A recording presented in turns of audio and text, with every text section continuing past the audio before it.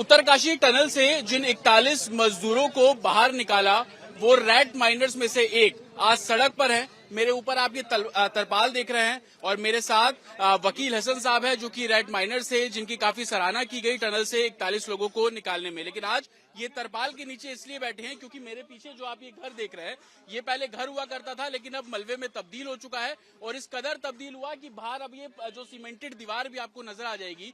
DDA दरअसल बुधवार को यहाँ पर सुबह तकरीबन 10:30 से 11 के बीच में पहुंचती है और उसके बाद जो अतिक्रमण हटाने के नाम पर ये जो घर है वो तोड़ दिया गया और घर को मलबे में तब्दील करने के बाद ये सीमेंटेड की जो पक्की दीवार है वो भी यहाँ पर बना दी गई। रैट माइनर्स वकील हसन हमारे साथ है।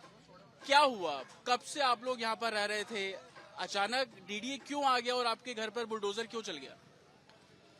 सर मुझे तो पता ही नहीं था कि बुलडोजर कब आया है, मुझे कोई ज्ञान ही नहीं था कि ये कब आए हैं और ना मुझे बताया गया ना नोटिस दिया गया। मैं भी यहाँ नहीं था और मेरी वाइफ भी यहाँ नहीं थी। मेरी वाइफ अपने घर थी, पीहर में थी और मैं कहीं किसी के पास से काम के लिए गया हुआ था। मेरे बच्चे घर पे अकेले थे। जब वे लोग आए तो उन्होंने आके इनसे बदतमीजी से बात की, तो बदतमीजी से बात करने पे इन लोगों ने अंदर से कुंडी लगा ली। अब कुंडी लगाने पे उन्होंने बड़े बदतमीज बोले इन बच्चों से और उन्होंने हथौड़े से और खुदाले से हमारे दरवाजे को ऐसे तोड़ना शुरू किया जैसे कोई क्रिमिनल के घर पे आजकल करता है ना सर, बुलडोजर चला देते हैं, उस तरीके से इन लोगों ने उसको तोड़ना शुरू करा, जिसमें मेरे बच्चे की चोट भी लगी है। जब ये लोग निकले तो उनके साथ हाथापाई भी की गई।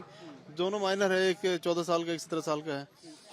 आपका परिवार कितना बड़ा है, कब से आप लोग यहाँ पर रह रहे हैं? सर मैं यहाँ 12-13 साल से रह रहा हूँ और मेरे फैमिली में 3 बच्चे हैं, एक मेरी वाइफ है, एक मैं हूँ, 5 लोग हम लोग रहते हैं। और ये मकान मैंने ये माने सब कुछ बेच बाच के अपनी बीवी का जीवर बेच के, अपनी जमीन जो इधर उधर थी उसे बेच के और कर्जा लेके ली थी जिसके 12 लाख आज भी मेरे पे बकाया है। लेकिन डीडीए कहता है कि ये डीडीए की जमीन है, पीछे डीडीए का ग्राउंड लगता है, कब्जा किया गया है, अतिक्रमण किया गया है, डीडीए की तरफ से ऐसा बोला जा रहा है। सर डीडीए जो बोलता है तो उनसे पूछिए, जो कॉलोनी है इसमें 1 इंच ऐसी जमीन है जो डीडीए की नहीं है। टोटली जमीन सर डीडीए की है, टोटली लैंड सर जो सभी लोग रहते हैं डीडीए लैंड पे ही है। मेरा ही अकेला प्लॉट डीडीए लैंड पे दिखाई दे रहा है आपको, और प्लॉट यहाँ पे डीडीए लैंड पे नहीं है, जो मेरे साथ ही हर दफे ये काम किया जाता है। आपने कहा कि आप 13 साल से यहाँ रह रहे हैं, तो ये जमीन आपने किससे खरीदी थी? क्या कोई लोकल था जिससे आप लोगों ने खरीदा? कैसे खरीदी है जमीन? मैडम दिल्ली के लोकल हैं, भगवती जी करके हैं उनका नाम। मैंने उनसे परचेज की थी, उन्होंने उससे पहले भी किसी और से परचेज की थी। 1987 से ये जी पावर ऑफ अटर्नी चली आ रही है।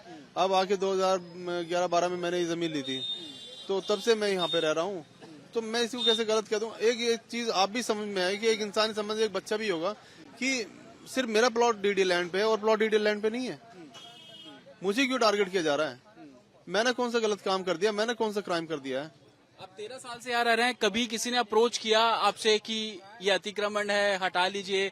कोई आया, कोई ऑफिसर या डीडीए से कोई अधिकारी आपके पास आया? सर इसमें ये शायद 2012-13 की बात है।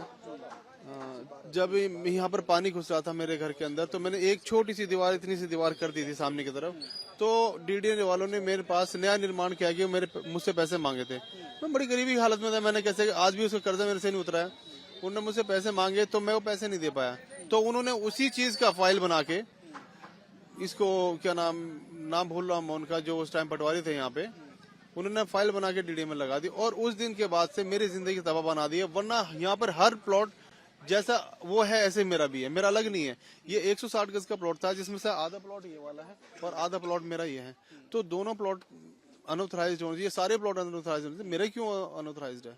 ये 2013 में किसने, मतलब रिश्वत ही बोलेंगे, कोई आपसे पैसा मांग रहा है तो रिश्वत ही? सर रिश्वत ही बोलिए आप, क्लियर वर्ड्स में रिश्वत ही थी सर। वो रिश्वत ही मांग रहे थे मैं, क्योंकि सैलरी तो उन्हें ऑफिस से मिलती है, लेकिन वे रिश्वत ही अलग से मांग रहे थे 15,000 रुपए। मैं उस टाइम नहीं दे पाया, नहीं, उसके बाद ही मेरे फाइल बनी और उसके बाद से इन लोगों को परेशान करना है, वरना मेरे साथ कुछ भी वो नहीं है। हाल फिलहाल में कोई नोटिस आप लोगों ने रिसीव नहीं किया? शुरू से लेके आज तक मुझे कोई नोटिस नहीं मिला है। जब भी ये लोग आए बगैर नोटिस का आए, बगैर बताए आए हैं।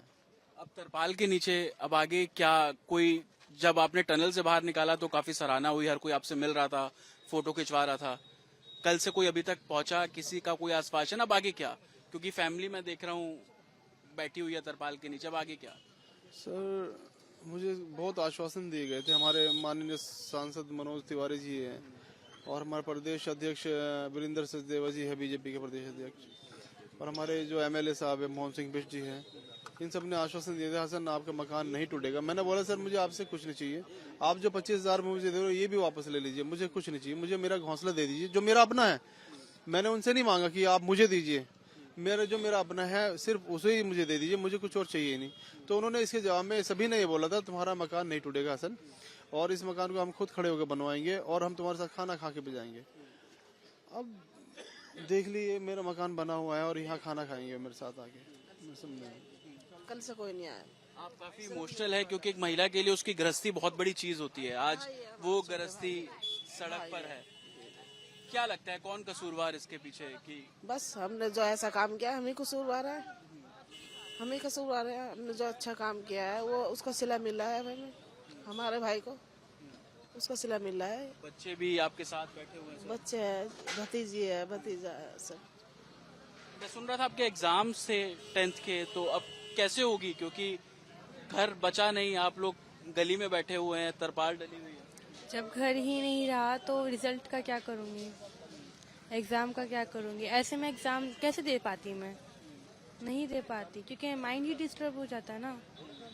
मेंटल हेल्थ कल मेरी खराब हो चुकी थी, वो तो मम्मा ठीक थी इस वजह से ठीक हो गई, नहीं तो नहीं हो पाती। और मेरे पापा को मैंने कभी नहीं रोता हुआ देखा। मेरी मम्मा की भी तबीयत खराब हुई है, या मेरे पापा की या फुफ्फो की, और इवन मेरे दादा दादी भी जब गुजरे ना तो मेरे पापा कभी नहीं रोए, अम्मी बताती है।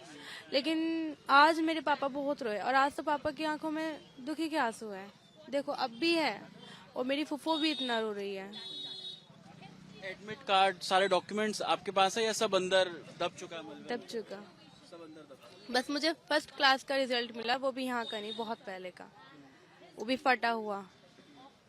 और उसके अलावा कोई मेरा रिजल्ट या कुछ भी एडमिट कार्ड वगैरह कुछ नहीं बचा। पापा के जरूरी डॉक्यूमेंट्स भी नहीं, उन्होंने बैग में से कागज निकाल निकाल के फेंके हैं, बैग तक में से। देन नोटबुक वगैरह तो बहुत बड़ी बात है, बहुत छोटी सी चीज है। तो ये वकील हसन का परिवार है। आप देखेंगे कि पीछे घर अगर मैं आपको दिखाने की कोशिश करूंगा तो आप समझ पाएंगे कि किस कदर ये तरपाल पे नीचे अब ये सभी लोग यहाँ पर बैठे हुए हैं। पीछे सीमेंटेड दीवार, जब अतिक्रमण हटाने के नाम पर कार्रवाई की गई तो सीमेंटेड दीवार यहाँ पर बना दी गई है, और अब ये पूरा परिवार इस तरीके से उसी घर के बाहर गली में, या यूं कह लीजिए तरपाल के नीचे बैठा हुआ और कहीं ना कहीं आश्वासन और अपने आशियाने की उम्मीद करता हुआ नजर आ रहा है। दिल्ली के खजूरी खास इलाके में अतिक्रमण के नाम पर डीडीए का बुलडोजर चला। बुधवार सुबह डीडीए खजूरी खास के ये ई ब्लॉक की तस्वीर मैं सबसे पहले आपको दिखा दूं। ये तमाम घर यहाँ पर बने हुए हैं।